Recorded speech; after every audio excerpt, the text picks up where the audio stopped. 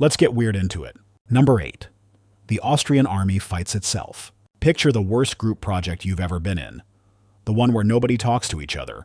One person does all the work, and another person deletes the entire shared document 2 hours before it's due. Now, imagine that group project is a 100,000-man army, and instead of a bad grade, the consequence is accidentally conquering yourself. Welcome to the Battle of Karansebes in 1788. The Austrian army was on its way to fight the Ottoman Empire, which, is the general point of a war. They set up camp near a town in modern-day Romania, and a scout unit of hussars went ahead to look for the enemy. They didn't find any Ottoman soldiers, but they did find a group of gypsies selling schnapps. Being professional soldiers, they immediately bought all the schnapps and started drinking. Soon after, a group of infantry crossed the river and found the hussars enjoying their impromptu party.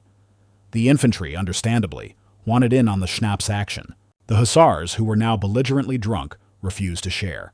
An argument broke out, a single shot was fired, and suddenly, all hell broke loose. The hussars and infantry started brawling.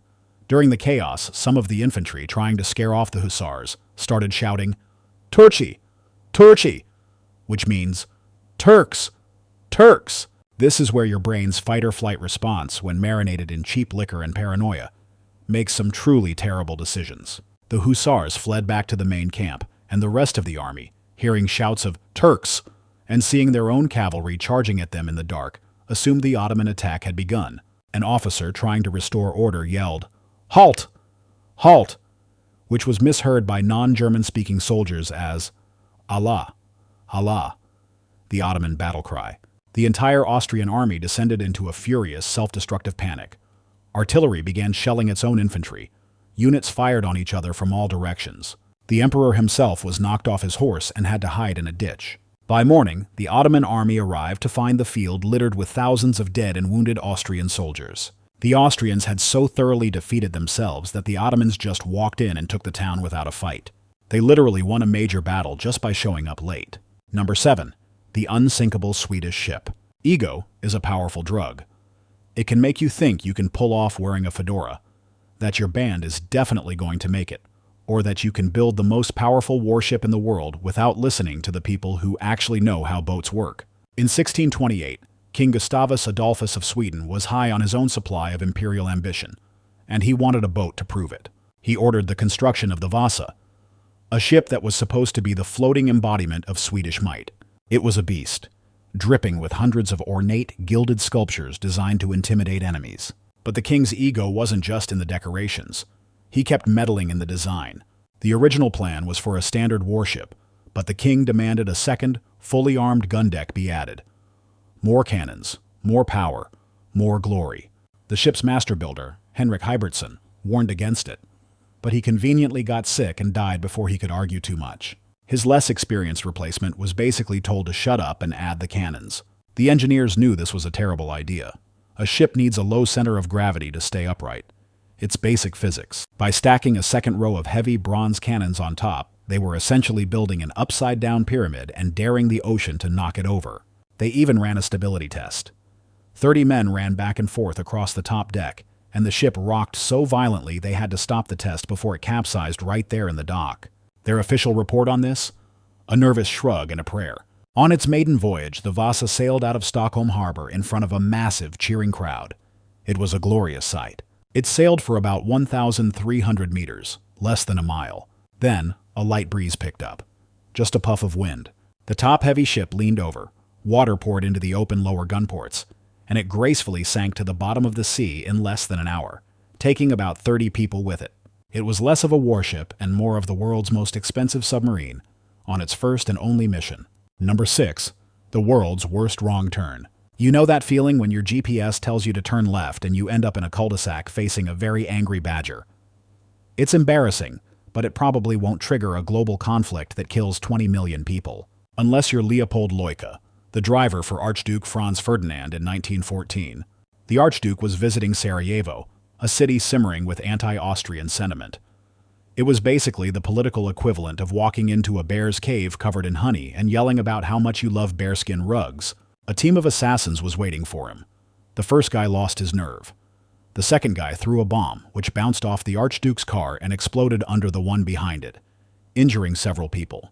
Ferdinand, having just survived a bomb attack, was understandably a bit peeved. After a tense speech at City Hall, he decided to change his plans and visit the wounded in the hospital. This is a crucial detail. The original route was now out the window. Someone was supposed to tell the driver about the new route. But in the chaos, that message apparently got lost in translation. So, the driver, Leopold Loika, sets off and takes the original planned turn right back into the lion's den. As an official in the car yelled, "What is this? This is the wrong way. We're supposed to go straight." Loika hit the brakes. The gears of the 1910 Grafen Stift were notoriously clunky, and the car stalled. It stalled directly in front of a cafe where one of the assassins, a 19-year-old named Gavrilo Princip, had gone to buy a sandwich, presumably after giving up on his whole assassination career. Imagine his surprise. He looks up from his lunch, and the one target he was supposed to kill has just been hand-delivered to him, 5 feet away, in a broken-down car. He didn't even have to leave the curb. He walked up, fired 2 shots, and the rest is history. A world war, the fall of empires, and the rise of ideologies that would define the 20th century. All because a driver missed a memo and stalled a car at the worst possible sandwich shop in human history. Number 5. The Unlocked Gate of Constantinople. For over 1,000 years, Constantinople was the final boss of fortified cities. Its massive walls had shrugged off dozens of sieges. Attacking it was like trying to punch a mountain. By 1453, the Byzantine Empire was a shadow of its former self, but the city itself was still a fortress. When the Ottoman Sultan, Mehmed the Conqueror, showed up with a massive army and enormous cannons, the defenders were still confident. They had the walls. The walls had always worked. The siege was brutal, lasting 53 days. The Ottomans pounded the walls with cannon fire, but the defenders tirelessly repaired the damage. They fought off wave after wave of attacks. It seemed like the city might just hold out. But the defenders made one tiny, microscopic, unbelievably stupid mistake. They forgot to lock a door. It wasn't a main gate. It was a small, insignificant postern gate called the Kirkaporta. These little gates were used for sending scouts out at night. On the final, desperate day of the siege, in the heat of battle, someone used the Kirkaporta and just didn't lock it behind them.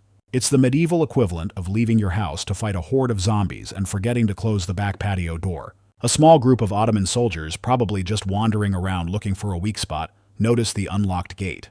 They slipped inside, completely unopposed, climbed the nearest tower, and planted the Ottoman flag. When the city's defenders looked up and saw the enemy flag flying from one of their own towers, their morale didn't just drop, it evaporated. Panic spread like wildfire. They assumed the city's defenses had been completely breached, and their lines broke as everyone scrambled to save themselves. The trickle of soldiers through the small gate turned into a flood, and the city that had stood for a millennium fell in a matter of hours, all because someone had the situational awareness of a goldfish. Number 4. The Great Emu War. Sometimes the universe just needs a good laugh at humanity's expense. In 1932, Australia, a continent famously designed by a committee of drunk gods, was facing a national crisis. No, it wasn't a plague or a famine. It was emus. 20,000 of them. After their breeding season, a giant flock of these large, flightless, and surprisingly tactical birds migrated into Western Australia's farmlands and started tearing the place up.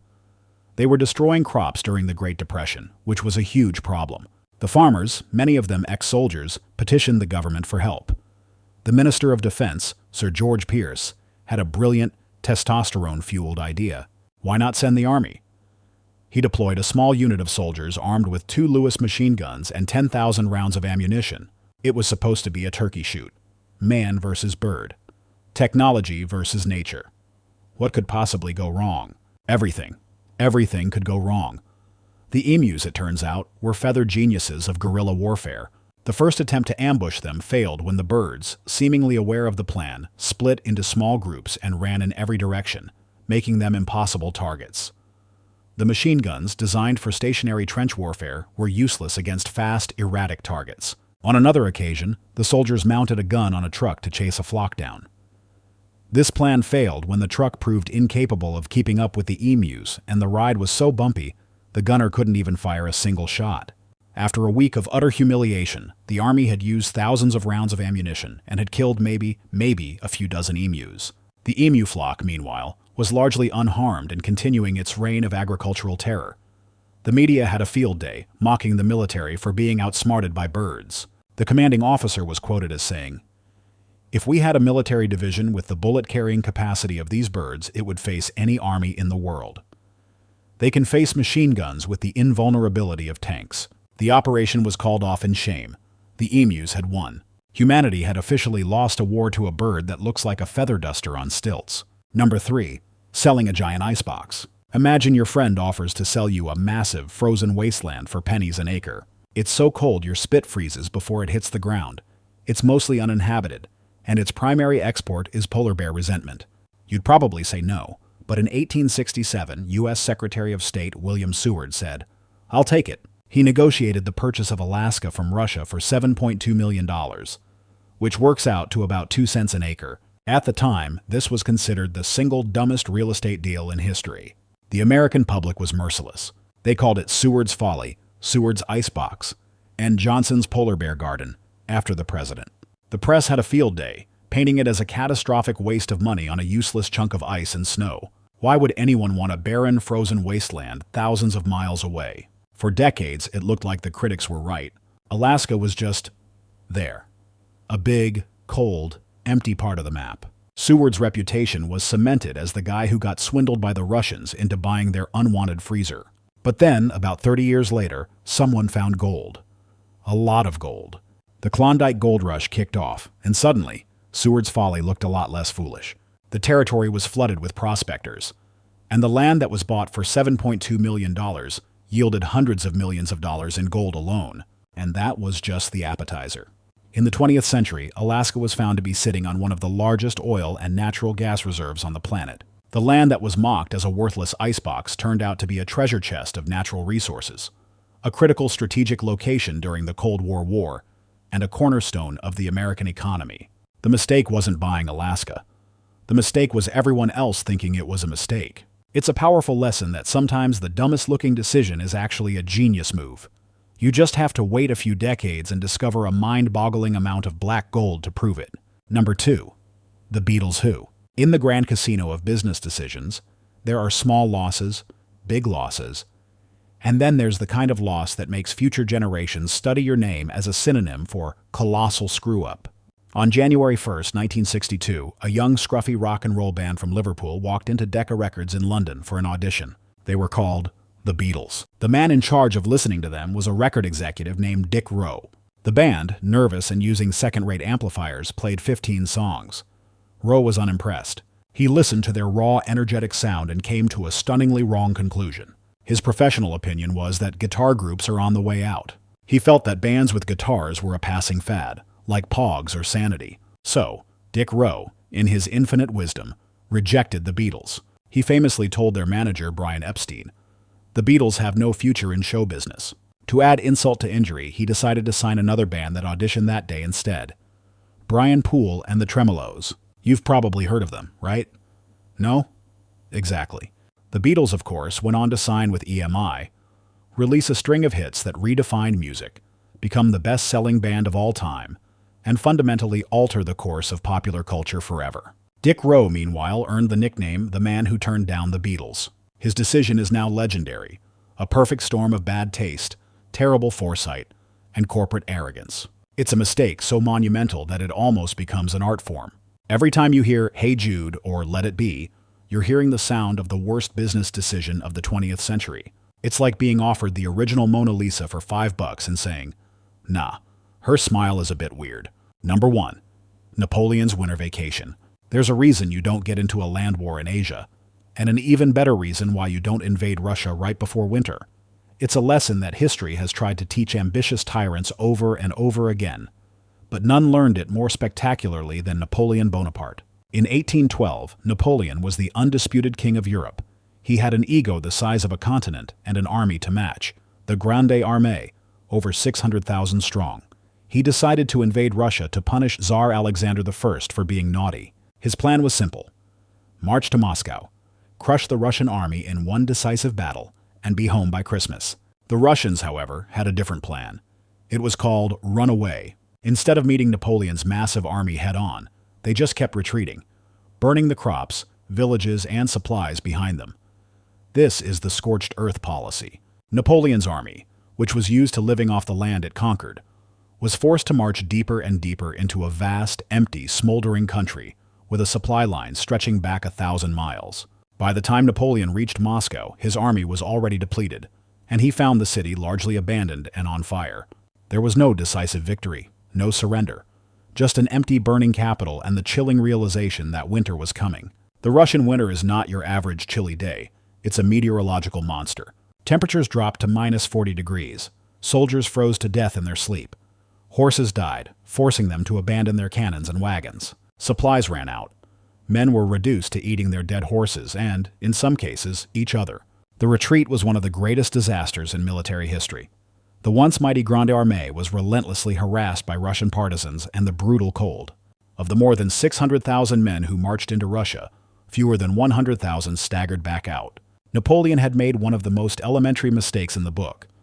He underestimated his enemy, and he massively, fatally, underestimated the weather. He flew back to Paris ahead of his dying army to try and salvage his political career, proving that even a military genius can be undone by a bit of hubris and a whole lot of snow. That's all for today. I'll be making similar videos in the future. Subscribe to see them.